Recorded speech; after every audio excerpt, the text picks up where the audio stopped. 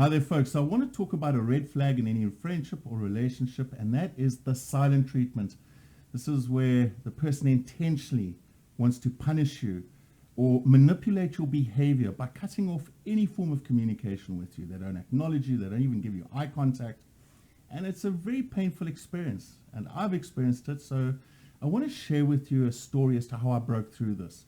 Because in my scenario, the relationship was very important, and there was this repeated silent treatment, and I was just feeling this fog. I was feeling this fear of rejection. I was feeling this obligation that it was my responsibility to keep that person happy all the time. And then I felt this guilt that obviously something's wrong with me, because they would then be okay for a bit, and then they'd go back into the silent treatment. So obviously I'm not doing it right. And eventually the one day I was exhausted. I was emotionally drained, which is what happens with this silent treatment. And I thought, Cole, I don't deserve this anymore. It's a self-worth thing for me.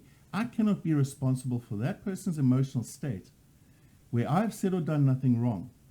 And I've got to start looking after my own emotional state, which right now is not very great. So I had the courage. I don't know if it's the courage. I think I was just tired of it. I actually went to the person and I said to him, listen, I named it. I said, this silent treatment is not working for me anymore. I do not understand what is happening. I don't understand how you're feeling. I am feeling exhausted, and I just don't want to be around you anymore. And that is what's going to happen if this continues. Now, that doesn't mean I was going to give them the silent treatment. I was simply just setting a boundary. There's a big difference.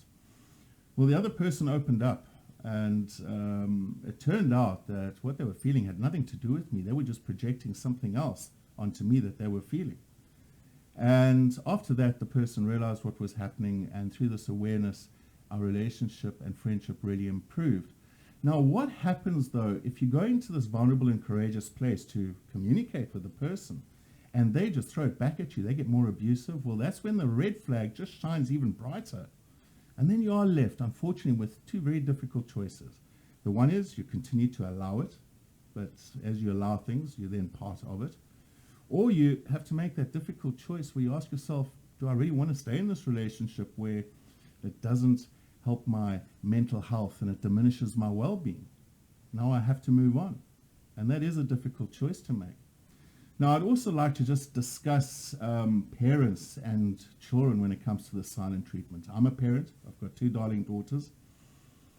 And for me, I've been very mindful of keeping my communication open with my daughters, because the moment I put my silent treatment onto them, because maybe I disapprove of how they're behaving or they're not meeting my expectations and I don't acknowledge them, I am removing any form of psychological safety for a child, for that child. And they need psychological safety from their parents. They're not in a position to say to mom and dad, hey, listen, I'm leaving home.